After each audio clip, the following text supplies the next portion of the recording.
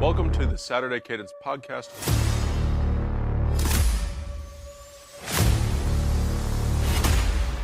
I'm Blake Biscardi, and remember, the Saturday Cadence Podcast is the heartbeat of college football. Georgia's back. They were on the ropes, and they came back. The Dawgs on the brink of elimination gets a big win at home against Tennessee. Huge win in the college football playoff standings. The shakeup. Could this be the end for Tennessee's road? We're going to talk about all of that. We're going to talk about the AP poll and head-to-head. Does that really matter? And then we're going to talk about the Heisman Trophy race. I think Travis Hunter and Ashton Jeanty, what a race and debate this is going to be as we close out the regular season. We're going to talk about all of this, but welcome into Saturday Cadence. My name is Blake Biscardi, in here for the 99th episode. And on that note, I just want to say our Thursday show will be our 100th episode, so we're going to have something special for you there. We appreciate you guys listening to the show all the time and supporting us and checking us out on social media, following all of the accounts. But we'll get into more of that on Thursday. So for now, we're going to go to Athens. That atmosphere was world-class on Saturday night. It was a world-class atmosphere. Sanford Stadium was going berserk. And especially when you're looking at this game, it starts off 10-0 Tennessee. Tennessee started quickly, offensively and defensively, and Georgia started slow. This was something that we were looking for with the Dawgs. Could they battle back from that position? They had found themselves in that position multiple times in some big games. And then what was going to happen with Georgia if they got hit in the mouth? How would they respond? Everybody was saying, I think Georgia's going to win this game because of the respect we have for Kirby Smart and the resolve of that program and the players on that team, they're warriors. That was the pick for Georgia. But then Georgia had to go back it up. And this is not to take anything away from Tennessee either, but this was a game that Georgia's backs were against the wall and that they had to win, and they did. This was something we were talking to you about with Carson Beck. Could he take that next step in the big game? What if Georgia's offense reaches their ceiling? Could they play at their peak? What does that look like? Because the talent on Georgia's roster says this is one of the three best teams in the country. Now, their record and their football judgment eye test, their performance in big games and even regular games, if we're going to just take the title off of that, like against a Kentucky, that's just a regular game on the schedule. All of that says Georgia's not a top three team, but they have that up and potential. And that was what they played to from the second quarter on Saturday night. Carson Beck, 347 yards and 2 touchdowns. He was phenomenal. I mean, he was only 25 of 40, so it's okay. Decent completion percentage against a really, really good Tennessee defense. Now, Tennessee had not allowed 20 points the entire season. Georgia scores 31 in 3 quarters. But 347 and 2 touchdowns from Carson Beck. That was the Carson Beck that we expected to see in the preseason. That was the Carson Beck that we said is still out there. It was just, can they play to that? He threw it a lot of tight windows. Now, you could say, well, against a better defense, are some of them interceptions? I don't know if you can make that argument because your windows are not going to get much smaller depending on the defense that you play. Maybe Ohio State, and we saw how it went against Texas, but Tennessee's defense is a very, very good defense. It's one of the best in the SEC and the country. So I tip my cap to Carson Beck and those wide receivers for Georgia. Oscar Delp, big contributor. He had those 2 big touchdowns early to get Georgia going. And then they find themselves tied at the half, 17 apiece. And that was all we heard from Tennessee after that. At the half, that was all we heard from the Volunteers. And we had talked about this too. Tennessee's been held scoreless in the first half in a couple SEC games this year, but not the second half. The second half is where Tennessee's offense and defense, they get going. They're in rhythm. They close out games. That's something Tennessee's been good at this year in those big wins. But Georgia at home shut Tennessee out in the second half. So this is a very, very good win for Georgia. This is a win that puts them back in the college football playoff discussion. Outside chance at the SEC championship, but I don't think that that's going to be very likely for that, barring a lot of losses ahead of it just because of the tiebreakers that Georgia does not win. But again, this is a respectable win for Georgia. This puts them in the playoff talk, and now it's going to be about seeding for them. What about the eye test? What about the resume? I see a lot of SEC talking heads saying we need to look at resumes with the SEC, and you know what? I agree. I think we do need to look at resumes. However, of all these SEC teams that we're talking about, Alabama is the only team that has a win margin of 500 or better for all of the opponents that they face this year. So if you take every opponent that Alabama has played, they are the only team that has played a schedule with an average above 500 for those opponents. Georgia's average schedule below 500. Same with Tennessee, same with LSU, all those teams. I think Alabama's strength of schedule and the wins that they've gotten, they have this head-to-head over Georgia. That's why they get the nod to me.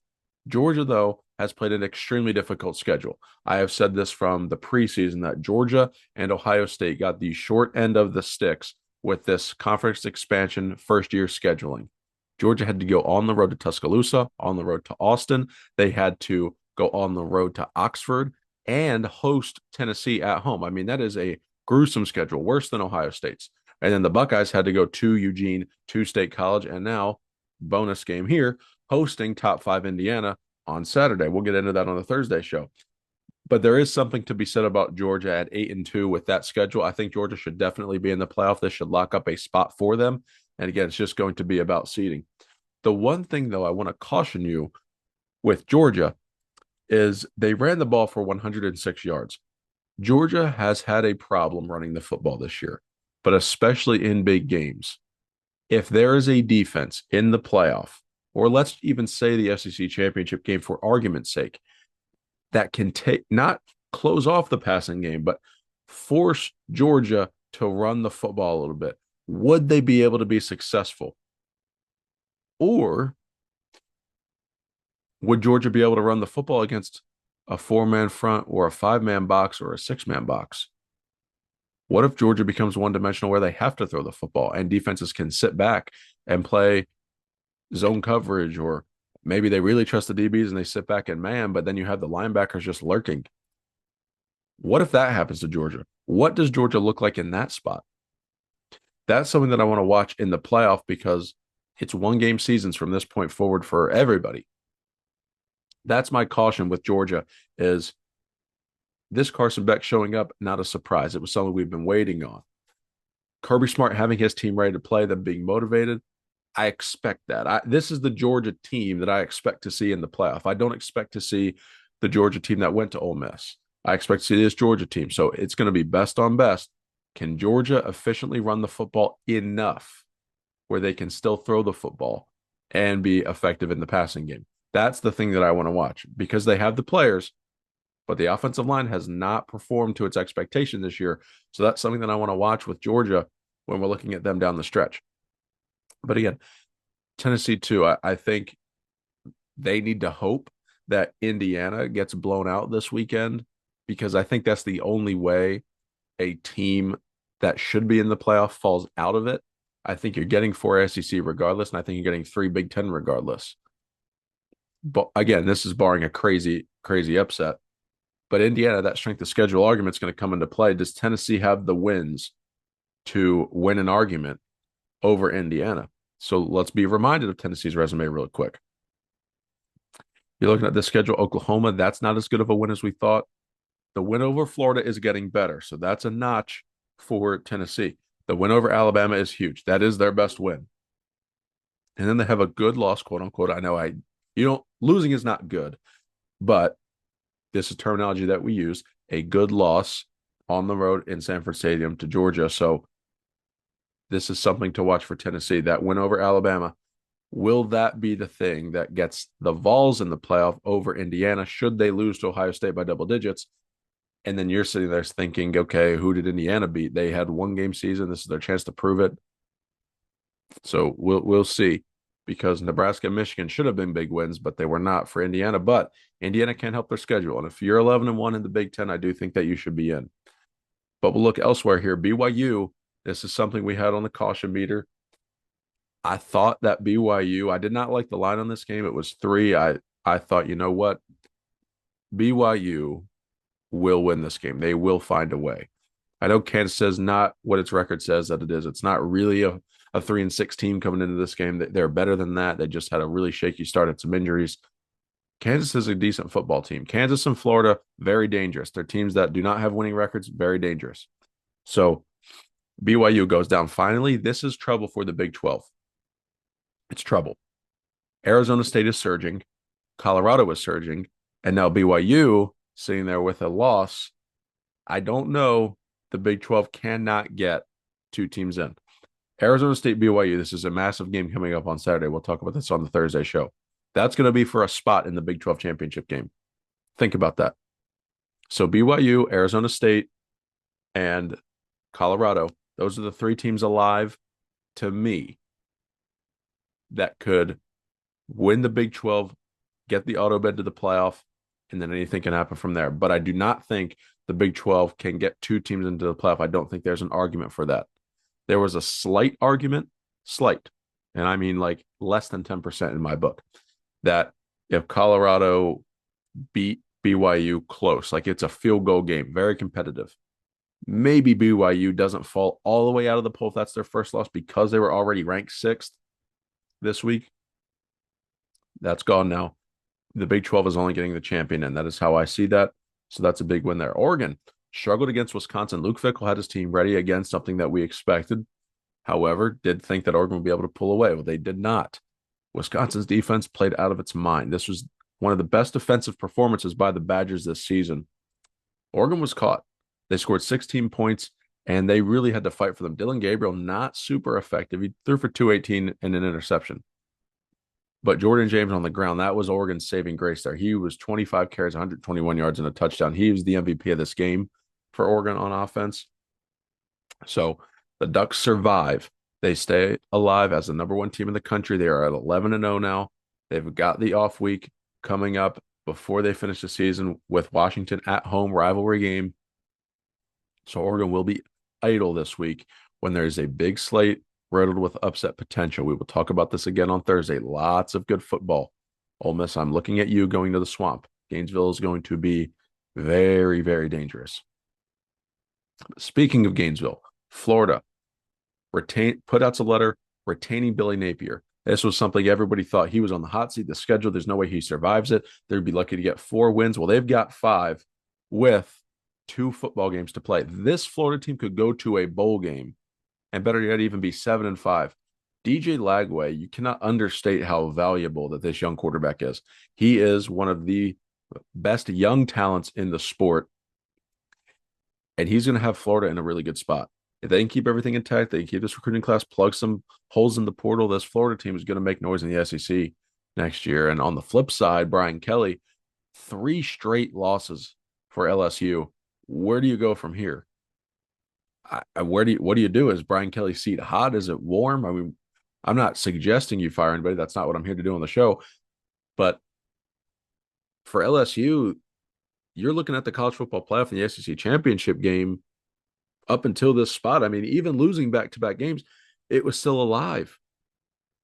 There was a mathematical path in the SEC to win it, and then as a 3-loss team, get a bye in the college football playoff. That path existed. It's now gone.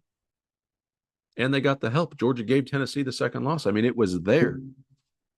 But no, LSU blew it. And Florida, like I said, retains Billy Napier. And what a gratifying win for this program and for Napier. You get retained. You don't go out there and lose. You don't go out there and get the doors blown off. You go out there and you beat a ranked and respected LSU football team. This Florida team is very, very good. And it's not a team that you'll want to play in November. I mean, you're sitting here. Florida plays Ole Miss and the rivalry game against Florida State, which is, I can't find the worst adjective to describe Florida State's play this year. It's very unfortunate in Tallahassee, but honestly, I think this is big, big, big trouble for Ole Miss going into the Swamp next week. I know this is coming off a big win for Florida. I know they're coming off against, this is what Florida's coming up against. They just played Georgia close. Texas, they got blown out. Again, Lagway. But you beat LSU. I mean, those are 3 tough games in the SEC. And now you've got Ole Miss to deal with. So I think that this is an upset alert game for the Rebels, who are currently in the college football playoff.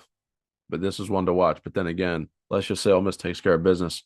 You're playing your rival for a chance to go to a bowl game in a season that people were going to say you're lucky to get 3 or 4 wins with that schedule. Just think of the flipped script it would be for Florida to go ahead and do that, especially against a team like Florida State. South Carolina continues to win. They're one of the hottest teams in the country. They beat Missouri a little bit closer than they wanted, 34-30. Lots of fireworks there in the fourth quarter. Notre Dame continued to roll. This team, I keep talking about Notre Dame. They're so quietly winning, and they are taking care of business. They've got Army this week, massive game, chance to move up into the top 5 of the poll potentially. Notre Dame, this team will be in the playoff unless they lose. And I think they're going to be a problem in the playoff too. I don't just think that Notre Dame is going to be a team that's like, oh, we got Notre Dame, we're good. It's like playing the Big 12 or the ACC team. It's SEC and Big 10 supremacy. Do not overlook the Irish. I'm just telling you, don't overlook the Irish. And for those Notre Dame fans who said, I want Brian Kelly out of here and get to Marcus Freeman, or the LSU fans who said, ha, Notre Dame, we got your coach now. What program's in better position? Because my argument favors Notre Dame. One of you is 6-4.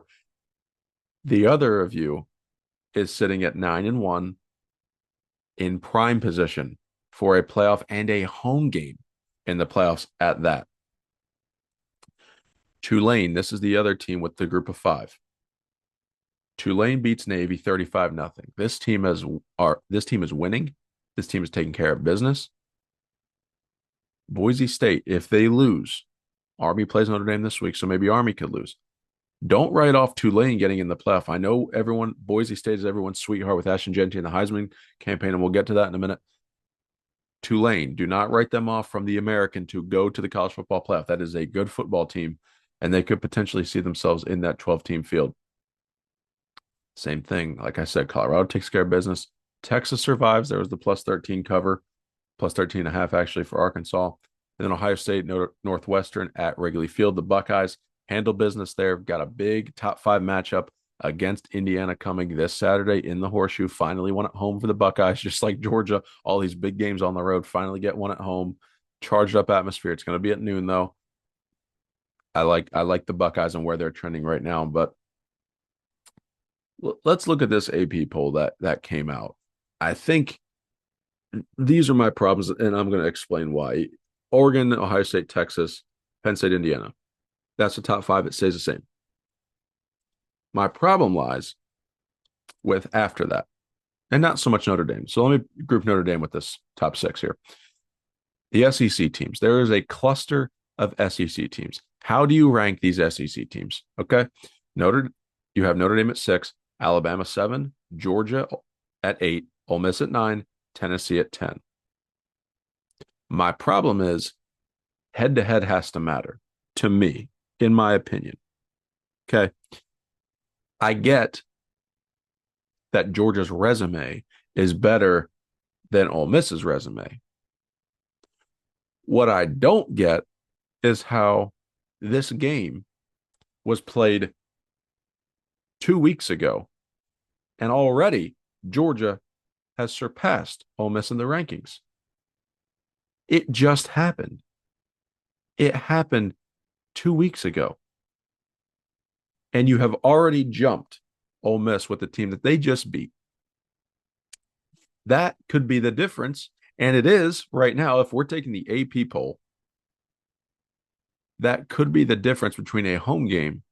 How could you stomach beating a team and then not having a home playoff game because that team that you beat, where you have comparable resumes, is now ahead of you? Why even play them? Now, I know you don't get to control the SEC and conference scheduling who you play, but I don't get that. I think Ole Miss should be ahead of Georgia, at least right now. My mind could be changed, but head-to-head has to matter here.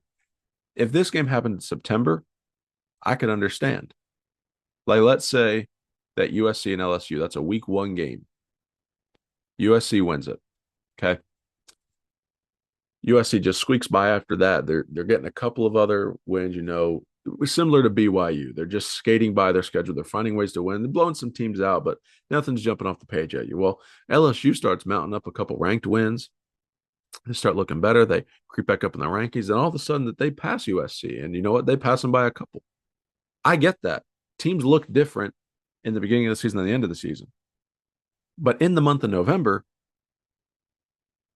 we saw Ole Miss beat Georgia by 18 points. And just 2 weeks later, Georgia jumps them in the poll. I don't get the logic from the AP voters for that to happen. in the same calendar month, 2 weeks. I don't see that. I think Ole Miss should be ahead of Georgia right now, and I think they should be ahead by one. I don't think that there is a ton of a big argument there for that. I just think it should be very simple that Ole Miss won that game. We saw that happen very recently. That should matter. So how I would have this top 10, it would be Oregon, Ohio State, Texas, Indiana, Penn State, Notre Dame. Here's my difference: Alabama, Ole Miss, Georgia, and Tennessee. That head-to-head has to matter. I'm telling you that head-to-head has to matter. Elsewhere in this poll is Colorado. They're sitting at 16. In the playoff rankings, they were right around this spot too. I say this because now BYU has lost. I'm going to assume that BYU falls behind Boise State on Tuesday night. They did in the AP poll, and they should in the College Football Playoff Selection Committee rankings, which means right now, Boise State is the fourth highest ranked conference champion. As of right now, if the playoffs started today, Boise State has a bye in the Power Four college football playoff. Think about that. That's a testament to Ashton Jeanty, a testament to the Boise State program.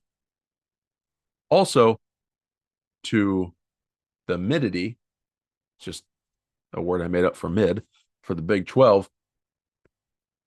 But I would think where this gets interesting is the Big 10 and the SEC are going to look at this. The Big 10 has 4 of the top 5 teams. 4. And you're going to say, we're going to miss out on 3 teams having a bye week in the playoff for Boise State, for Miami. Okay. We will make a note of that. Okay. All right. Watch what happens. I say that to say they need to change the format. You can have an auto bid as a conference champion. I fully support that stance. But you should not get an auto bye for being a conference champion. Because, again, I will say this argument until we see that change. I will beat this drum. Oregon and Ohio State are the 2 best teams in the country. Well, they're going to have to play each other if chalk holds in the Big Ten championship game. Both of those teams deserve a bye week in the college football playoff, but only one team will get to do that.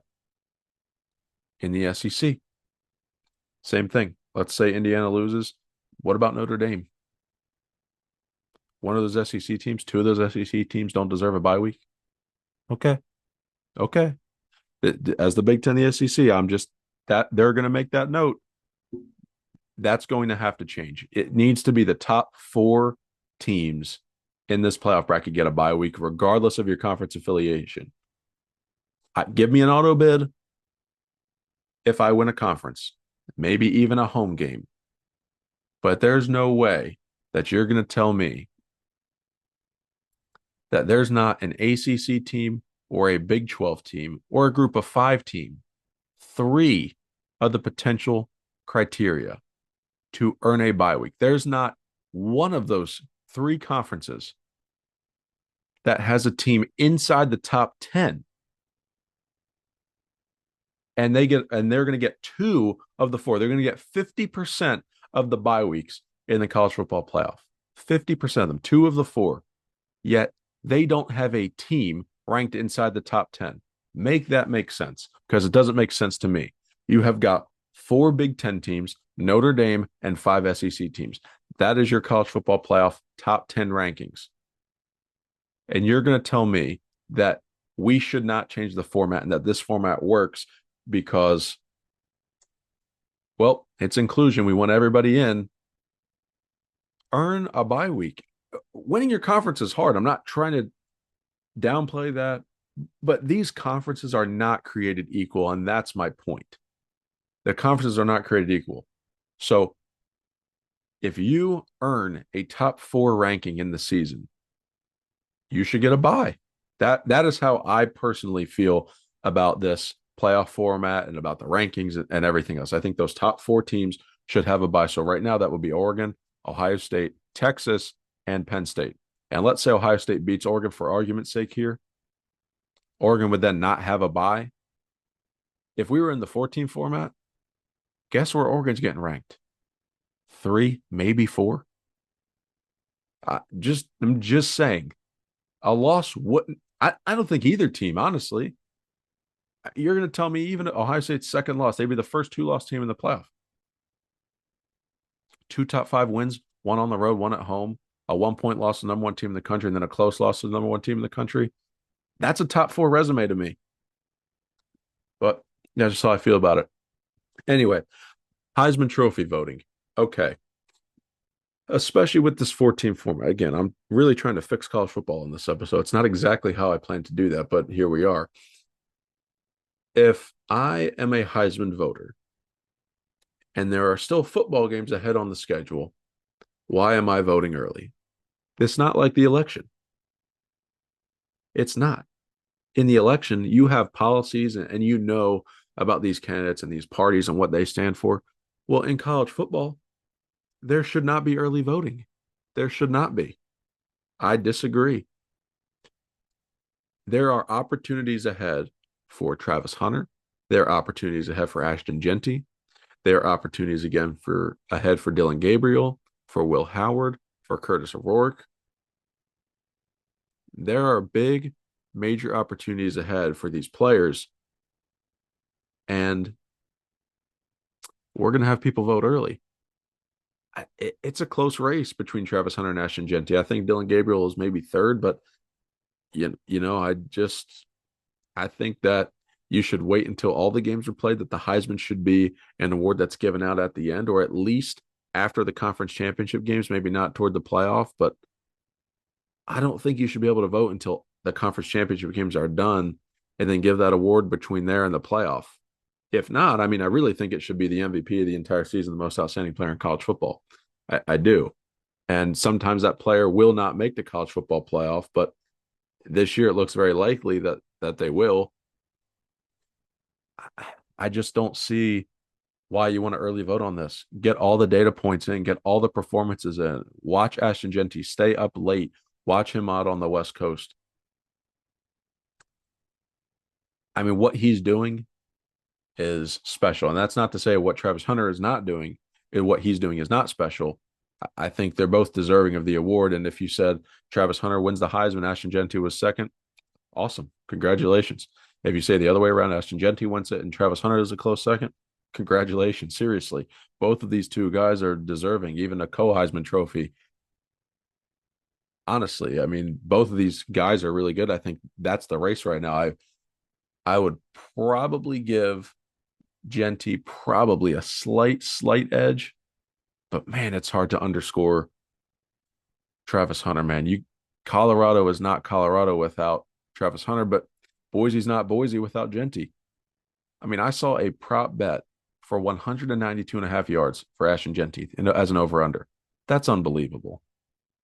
We've got announcers saying, well, they've bottled him up for 121 yards. You are kidding me. That's not bottling up anybody. What a compliment to Ashton Jeanty and what he's been able to do. So that's how I see the Heisman Trophy race. I think that this is going to be a phenomenal finish, one of the best in recent years. Both outstanding players, both deserving of the award. And again, that you can tell me one way or the other that they won the Heisman Trophy right now, and I would be completely fine with it. I would feel like, man, that he was also deserving, but he earned it. Both of these guys earned it. It was not like the whole thing with Jaden Daniels or Caleb Williams, or it's like, all right, well, I don't know who else to give it to. Let's give it to him. And not to underscore their performances either, because they're both really dynamic players. But man, Travis Hunter and Ashton Jeanty, I tip my cap to both of you guys for what you've been able to do this season and what you're going to continue to do to close the season. So real quick, before we close the show, this will be the last thing. We're just going to look ahead to these games for week 13. What a treat we are in store for here. Indiana at Ohio State, a top 5 matchup. The Buckeyes finally get one at home. ESPN's College Game Day, Fox Big Noon Kickoff, and the Big Ten Network's Tailgate Show all going to be in Columbus. So the eyes of the college football world will be descending on Columbus, Ohio. The Buckeyes, monster opportunity here this season.